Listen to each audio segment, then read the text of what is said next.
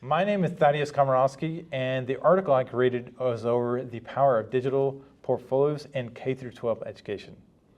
I'm a high school teacher at a Korean Technology Center, and I'm sitting down with some other teachers in my school, and the goal is to get their perspective on how they will incorporate digital portfolios in their respective classrooms. So first I'll let them introduce themselves and talk a little about what they teach. Good afternoon. My name is Chantel Gray. I teach architectural design and civil engineering and architecture. Good afternoon. My name is Marcus Newsom. I teach engineering and aerospace. Hello, my name is Stephanie Kinsey, and I teach dual credit culinary arts. All right, awesome. So my first question is, how do you believe digital portfolios support continuing in learning and develop or help you develop differentiating instruction for students with diverse needs in your respective classrooms?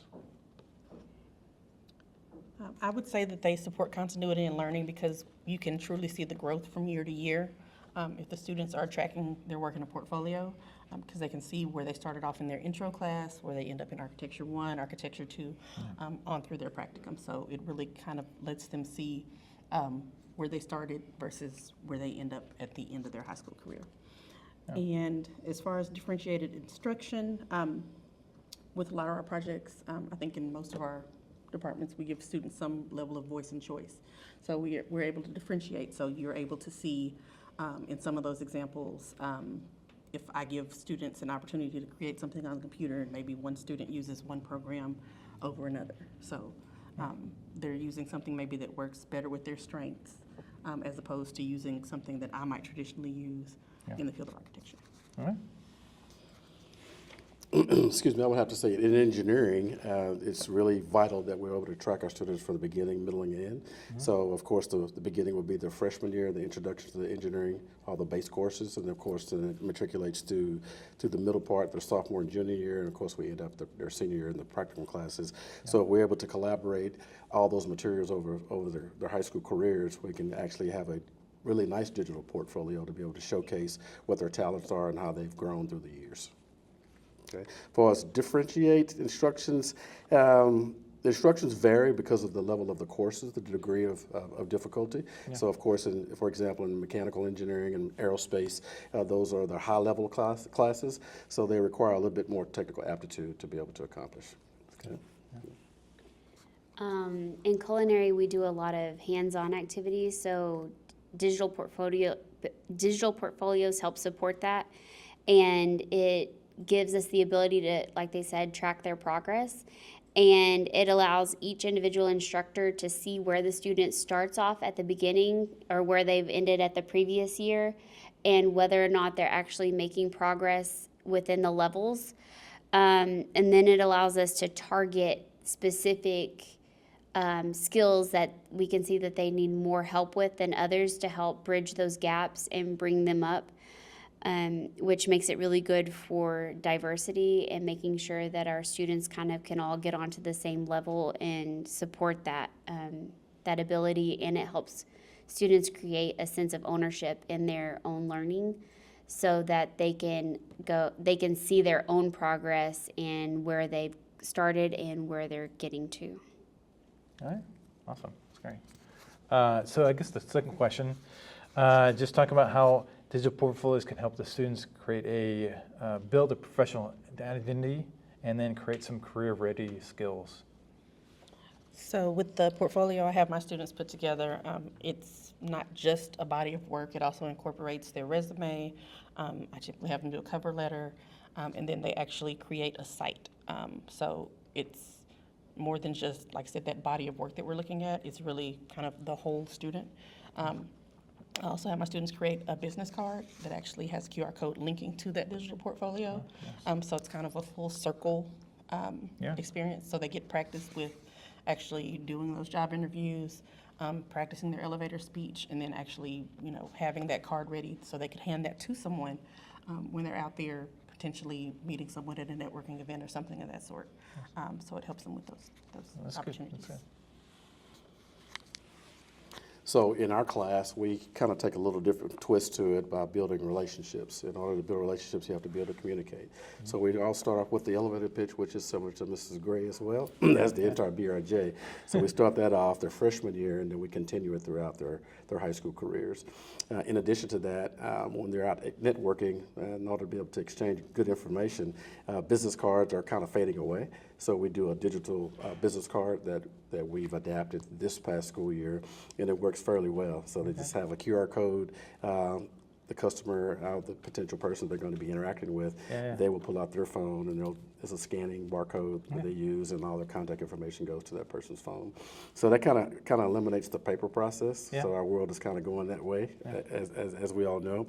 And as far as the career-ready skill set, that's an ongoing process, so we're constantly preparing our kids to be able to interview, impromptu interviews, when they come into the classroom at certain times of the year.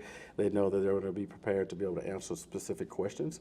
These questions are also tied to industry-related interview questions as well. So we not only prepare them with our own questions, we try to build partnership questions with some of the companies that we do business with right now, and sometimes they give us a few questions, a few tips of what kind of questions to be able to expect when they go in for their live interviews. So that's what we're doing.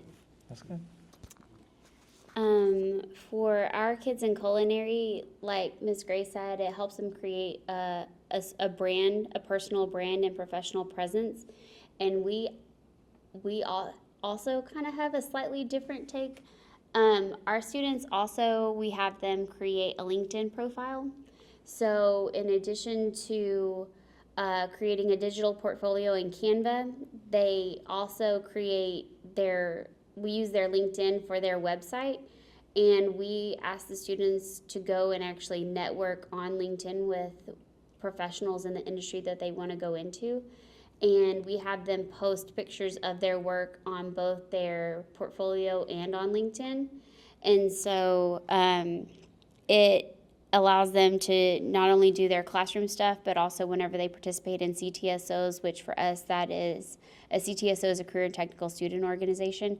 And for our group, that's FCCLA. And so it allows them to incorporate parts of their FCCLA as well. And it helps build their organizational communication and leadership skills by creating those networks that Mr. Newsom and Ms. Gray also touched on, because we want them to be able to go into the industry and actually use the skills that we give them, and that includes those soft skills like communication and leadership skills. Yeah, that sounds very good. Okay, just one last little question here. So how do digital portfolios enhance authentic assessment and your specific CT subjects? And give examples of maybe how the students can incorporate those things into their digital portfolio, like maybe a specific example. I think the authentic assessment aspect comes in the fact that they're able to actually look at their work and determine, is this something that is at a level that's kind of worthy of me including in my portfolio.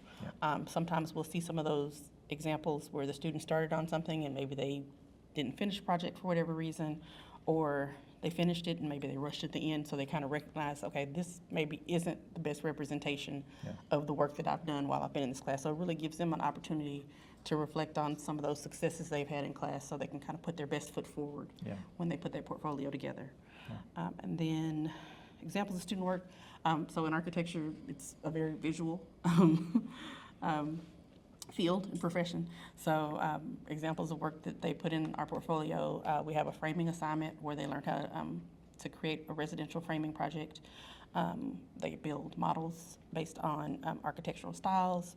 Of course, we have floor plans and partial drawing sets. They don't build like a full CD set at any point just because it takes too long. But those are some of the examples of things that they incorporate in our portfolio. Yeah, I like the reflection piece, yeah, definitely. You can talk about it. Okay, all right. So the digital portfolios enhancement process.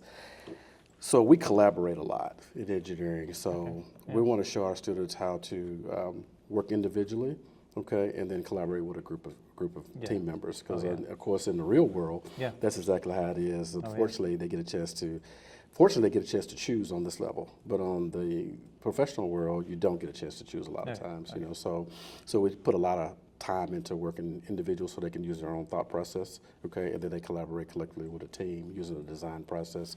And in addition to the subjects, the digital portfolio process, I would have to say that along their high school journey, they are constantly working on different types of projects, okay? From aerospace to digital portfolios as far as design process, you know, being Yeah. able to build certain things instantly, you know, it's called an instant challenge. So it kind of gets their mind collaborating very quickly. From 8 to 10 minutes, they'll have to design something very quickly, okay? So we are in the process of capturing that information right now, you know, so they can start that portfolio this coming up school year, okay, so we can be effective at it. And then we're going to translate that over into group projects as well. So they'll do it individually and then they'll do it as a group so we can show the industry partners that they know how to not only just answer those interview questions, but here's my digital portfolio to be able to show you this is exactly some of the work that we've done on the high school level. Yeah. Okay. Yeah. Nice. Oh, sorry. As long as I didn't drop it. All right. So like, I'm just gonna tag on to what they say. In addition to kids can see their own work and reflect on it, but it also allows them to brag on themselves. And sometimes the students don't really have any other really good avenues to do that. And so they can say, they get to pick what is their best stuff, and that's that reflection piece. And you know, we may have to go back and show them how to take a better picture of the work that they've already done. And you know, like for us, you know, like a picture of a plate of food, it all depends on the angle you take it at, and oh, there's a drip of food on the edge. And so that allows us to kind of go into finer detail on how you can make something that even looks basic, you can elevate it by the quality of picture that you take and that kind of stuff. So it allows the students to do better on even if it is a minor skill. And so that allows them to incorporate those pieces as well as certifications that they've gotten.